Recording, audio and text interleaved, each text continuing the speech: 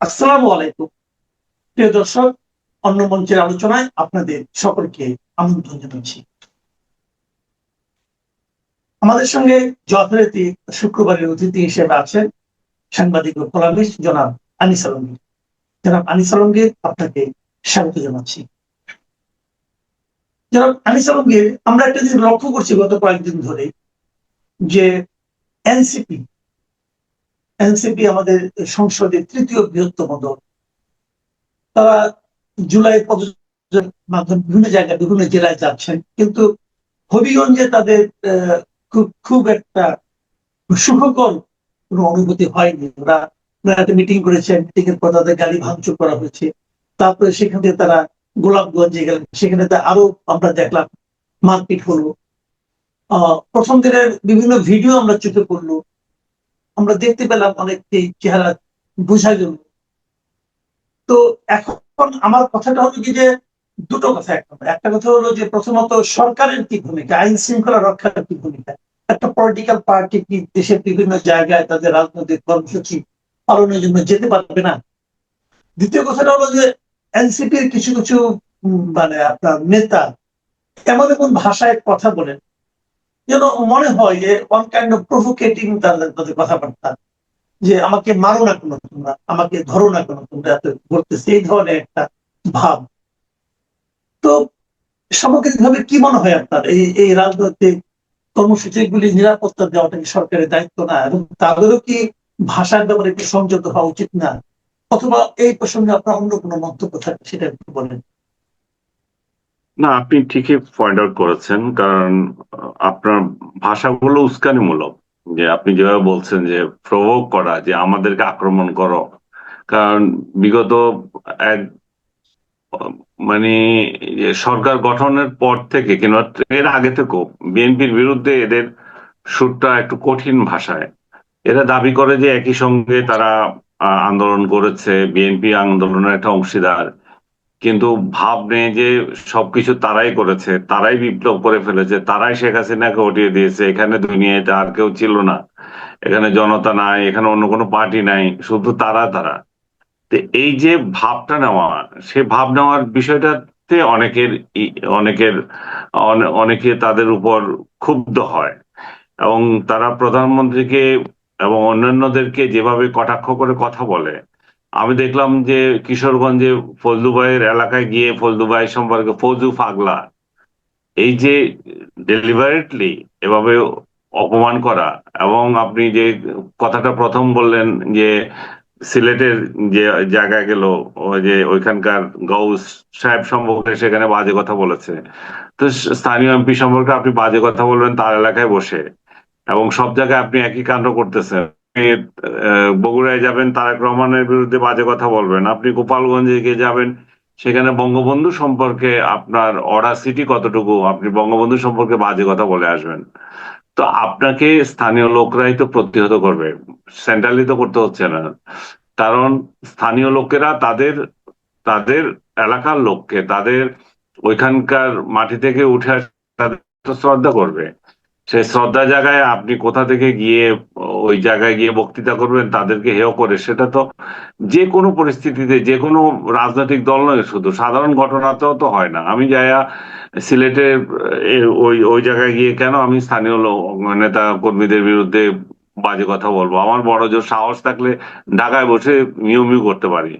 কিন্তু এই যে কালচারটা এনসিপি শুরু করেছে, সেটারই প্রতিফলন দেখা যাচ্ছে যে তারা যেখানে যাচ্ছে সেখানে প্রতিরোধ হচ্ছে।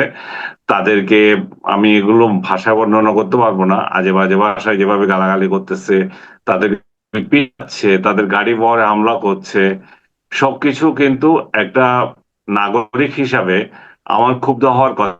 কারণ এনসিপির তো অধিকার আছে আপনার সমাবেশ করার, রাজনৈতিক বক্তৃতা দেওয়ার, এবং তাদের সমাবেশ আছে মুক্তভাবে কথা বলার।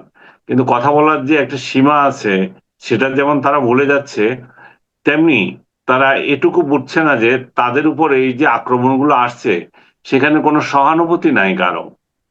একটা দল, একটা ব্যক্তিদের কোনো সহানুভূতি নাই যে এদেরকে পিটাচ্ছে। আওয়ামী লীগ তো অবশ্যই আগে থেকেই আছে, এদেরকে পিটালে ওরা খুশি হয়, কারণ আওয়ামী লীগের সাথে ওদের জাত শত্রুতা একটা তৈরি হয়েছে। তার যেভাবে আওয়ামী লীগের বাড়িঘর পুড়িয়েছে, আওয়ামী লীগের লোকজনকে হেনস্থা করেছে, জেলে দিয়েছে, মব করেছে এবং এখনো করছে, তো তাতে করে আওয়ামী লীগ তো তাদের জন্য তাদের সিম্পেথি জিরো। এরপরে আছে জামাতে ইসলামী। জামাতে ইসলাম তাদেরকে লাঠিয়াল হিসাবে রেখেছে সত্য, কিন্তু জামাতে ইসলাম কখনো মারামারিতে, কখনো গোলযোগে, যে কোনো আন্দোলনে বলেন, তারা কিন্তু নাই, তারা নিজেদের নামে নাই। জামাতে ইসলাম এখানেও আছে, তাদের যে এনসিপি যে সমাবেশগুলো হয় এখানে তারা যায়, সাপ্লাই দিয়ে লোকজন, সেভাবে আছে। কিন্তু মারামারিতে এনসিপি কে পক্ষ নিয়ে তারা বিবৃতি দিবে বা আহ, বিবৃতি দিতেই পারে, কিন্তু বড় ধরনের স্টেপস নেবে আমার মনে হয় না, নিয়ে নেই। আর বিএনপি তো তাদেরকে প্রকাশ্যেই, যেহেতু তাদের সাথে লেগেছে, তারাও প্রকাশ্যে তাদেরকে প্রতিরোধ করার জন্য মাঠে নেমেছে। কোথাও কোথাও দেখছি একটু সৌহার্দ্য দেখাচ্ছে, চা পানি খাচ্ছে পরস্পর বসে, খাওয়াচ্ছে। তো এগুলো লোক দেখানো কিছু কাজ আছে। মোদ্দা কথা হচ্ছে যে এনসিপির সঙ্গে বিএনপির একটা ভালো ধরনের মাঠ পর্যায়ে ধাক্কাধাক্কি হচ্ছে, এবং মানুষের মধ্যে আবার সন্দেহ জাগে আওয়ামী লীগের অনুপস্থিতিতে এনসিপি কে এই ধরনের দামি কার্যক্রম করতে দিয়ে বিএনপি কি এদেরকে মানে বিরোধী দল হিসেবে ট্রিট করতে চায়, বাজারে খাওয়াতে চায় যে দেখো আওয়ামী লীগ নাই কি হয়েছে। এখানেও কিন্তু চরম সরকার এবং বিরোধী দলের মধ্যে ইয়ে আছে, ফাইটিং আছে, এবং চরম দ্বিমত আছে অনেক অনেক ইস্যুতে। তো জানি না কোনটা ড্রামা আর কোনটা রিয়েল ঘটছে।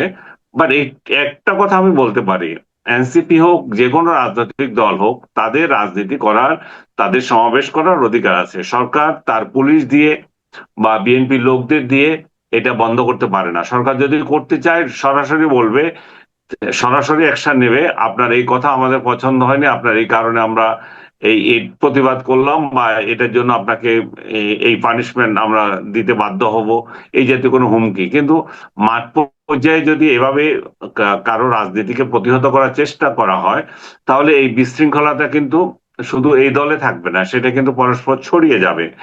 যারা, আমি এর আগেও বলেছিলাম, যারা গতকাল ইউনূসের আমলে বসে এইভাবে অ্যাট্রোসিটিতে সহায়তা করেছে, মার্চে প্রতিপক্ষকে পিটিয়েছে, রাজনৈতিক অধিকার খর্ব করেছে, তারাই আবার আজকে দিনে সেটাই পাচ্ছে।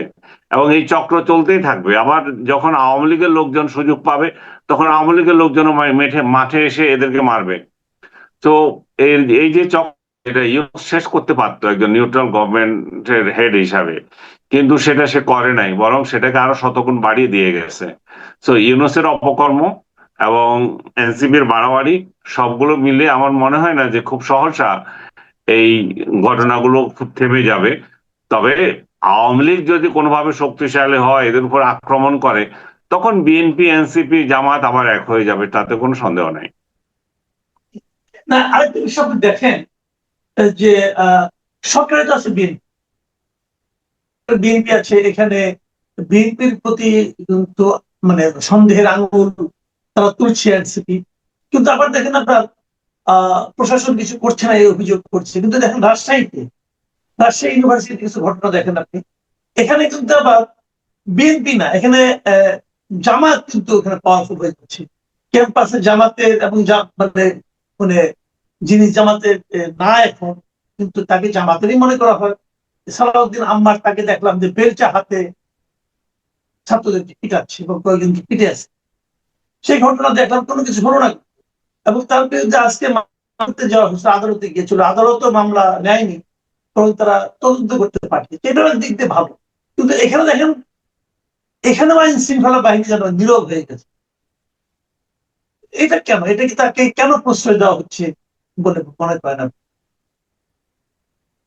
আইন শৃঙ্খলা বাহিনী আসলে আমাদের মতো সাধারণ লোকদের উপর চড়া হওয়ার জন্য খুব মেরুদণ্ড দেখাতে পারে, কিন্তু যেখানে যে দরকার সেখানে মেরুদণ্ড দেখাতে পারে না। যেমন রাজশাহী, একটা ইউনিভার্সিটি ব্যক্তির ইশারায় চলতে পারে না। একটা ব্যক্তি আদালত বসাবে, ব্যক্তি সাক্ষ্য দিবে, ব্যক্তি একজনের বিরুদ্ধে অভিযোগ আনলো, সে অভিযোগই সত্য, এবং উনি আবার বিচার করে তাদেরকে পিটাবে।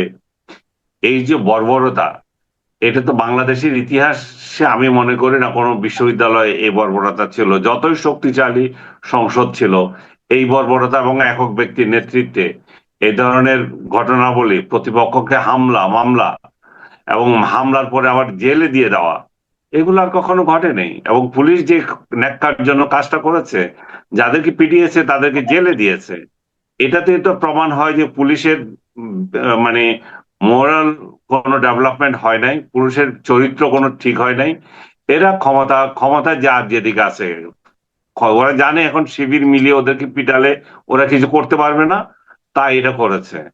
এবং সরকার যদি আবার ব্যাগ দেয়, সরকার যদি বলে মামলা করো, আম্বারকে ধরো, বা জিএস প্রেসিডেন্ট যে আছে ভিপি, যে সাংবাদিকদের পিটানোর হুমকি দেয়, যে সাংবাদিকদের দেখিয়ে দেবে, সাংবাদিকদের কি কি জানি আরো কতগুলো বিরাট হুমকি, মানে বাংলাদেশের সাংবাদিকরা এখন সবচেয়ে বড় হুমকি জায়গায় চলে এসেছে। আমি এটা নিয়ে একটা লিখেছিলাম।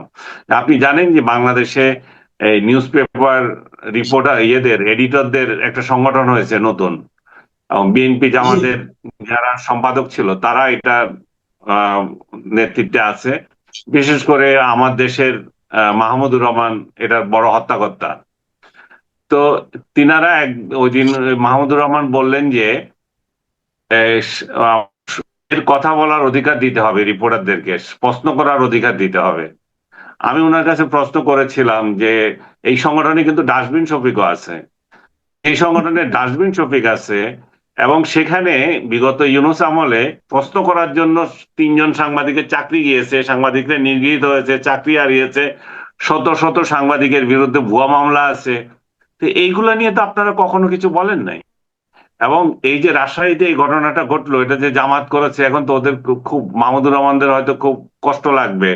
এটা নিয়ে কিভাবে বলে ওই সাংবাদিকদের কথা বলে, সাংবাদিকদের যে সাজা দেওয়ার কথা বলেছে, তাহলে এরা কি করছে? এরা কি একটা শব্দ টু শব্দ উচ্চারণ করেছে? বা এই ধরনের সংগঠনগুলো এবং সাংবাদিকদের অধিকার নিয়ে কোনো কাজ করে? এটাই যে ওইখানে জামাত ইসলাম যেহেতু শক্তিশালী আছে, এবং জামাত অতীতেও প্রমাণ দিয়েছে যেখানে তারা শক্তি থাকে সেখানে তারা রক কাটায় নেমে পড়ে, এবং প্রতিপক্ষকে হামলা মামলা যেভাবে ইচ্ছা করবে, প্রশাসনকে হাতে নেওয়া, যে কার্যক্রমগুলো করে, আমি আপনি এগুলোর সঙ্গে খুবই পরিচিত, 90 দশকে আমরা এগুলো দেখে এসেছি। তো জি। সেই কাহিনী এখন মনে হয় যে রাজশাহী ইউনিভার্সিটির দিকে তাকালে মনে হয় যে সেই কলঙ্কিত ইউনিভার্সিটি, সেই রাজশাহী ইউনিভার্সিটি সেই 90-এর এই যে হত্যাকারী যেভাবে আস্ফালন করত, ঠিক একই ধরনের আস্ফালন শুরু হয়েছে। চিটগং ইউনিভার্সিটি তো একই চরিত্র ছিল, রাজশাহী এবং চিটগং, সেই এরশাদ আমলে যে আস্ফালন, সেটা মনে হয় যে আবার ফিরে এসেছে নতুন করে ক্যাম্পাসে। হম। তো আরেকটা বিষয়, আমি একটু অন্যদিকে যাচ্ছি, যে আমাদের আইসিটি নিয়ে আন্তর্জাতিক অপরাধ ট্রাইব্যুনাল যেটা আছে, সেখানে তো দেখলাম যে মানে অনেকেরই বিচার হচ্ছে।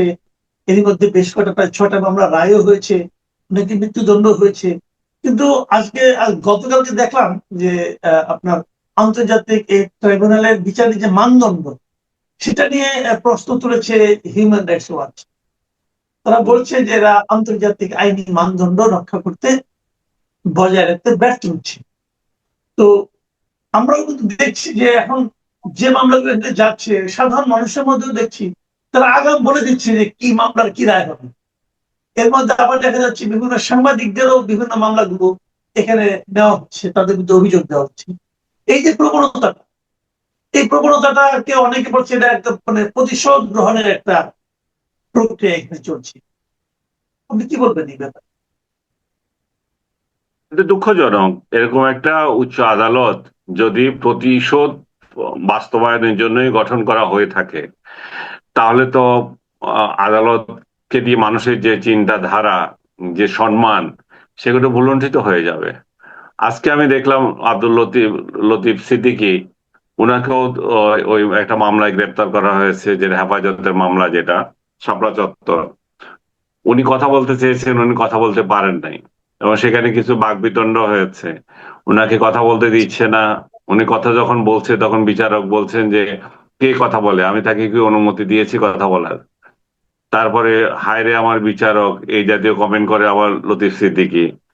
তো সবকিছু মিলিয়ে আসলে বিচারালয় যে সম্মানের জায়গা থাকার কথা, সেই সম্মানের জায়গা কি আমরা অর্জন করতে পারছি? আমাদের এই বিচারালয়গুলো তো কোনো ব্যক্তির বিষয় না, এগুলো তো প্রতিষ্ঠানগুলোকে কি আমরা আসলে মান ইজ্জত শেষ করে দিচ্ছি কিনা?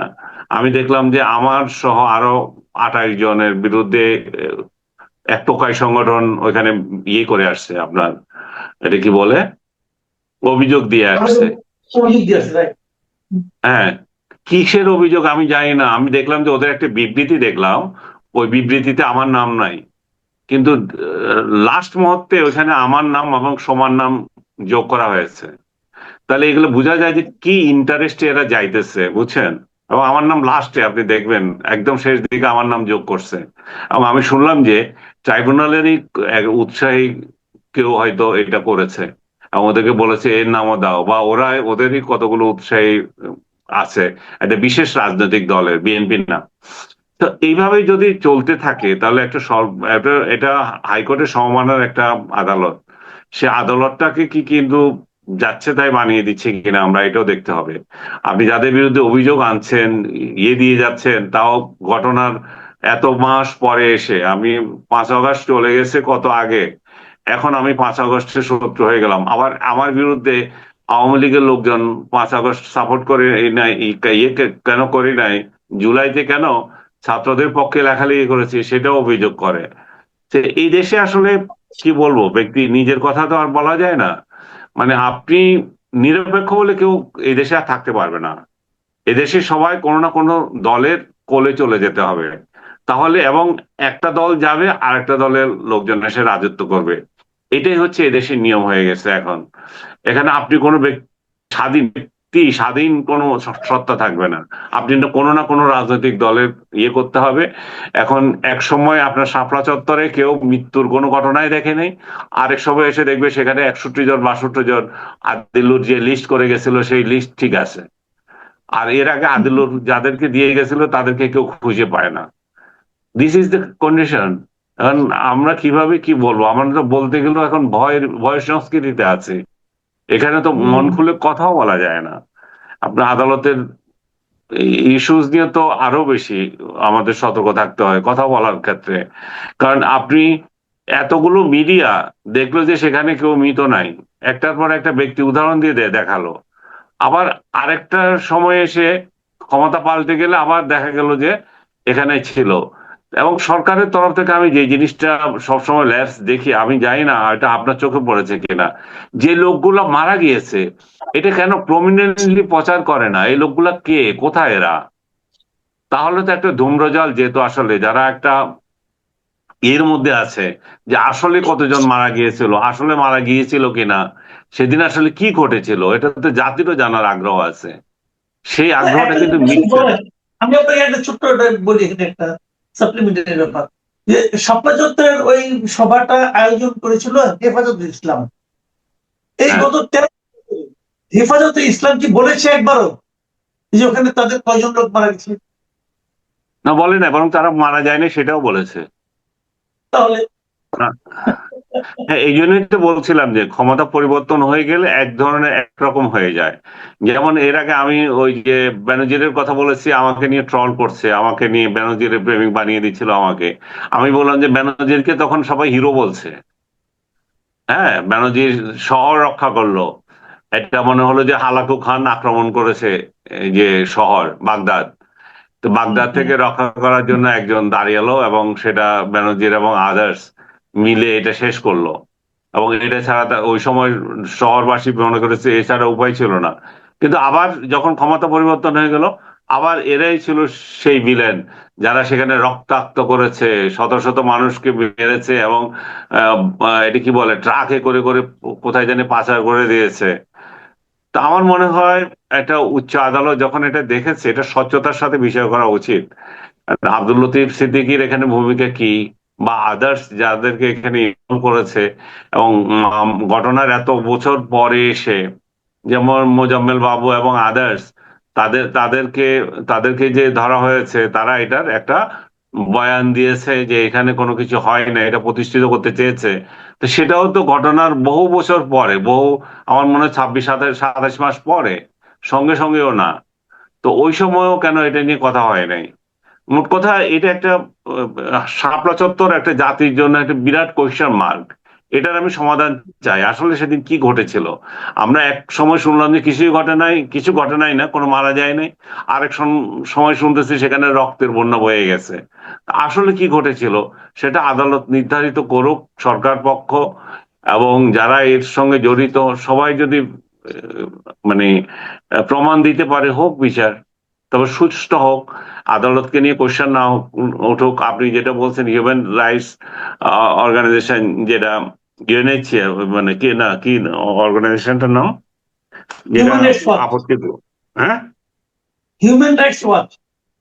হ্যাঁ, হিউম্যান রাইটস ওয়াচ যে অভিযোগটা করেছে, সে অভিযোগ কতটা সত্য সেটা নিয়ে কথা বলা হোক। আমি দেখলাম এখানে চিফ প্রসিকিউটর সাহেব বলেছেন সেটা এক পেশে, কারণ ওনাদের বক্তব্যটা নেওয়া হয় নাই।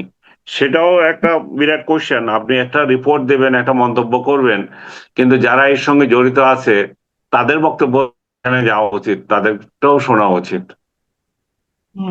আচ্ছা, আমরা আলোচনার একদম শেষ পর্যায়ে চলে এসেছি।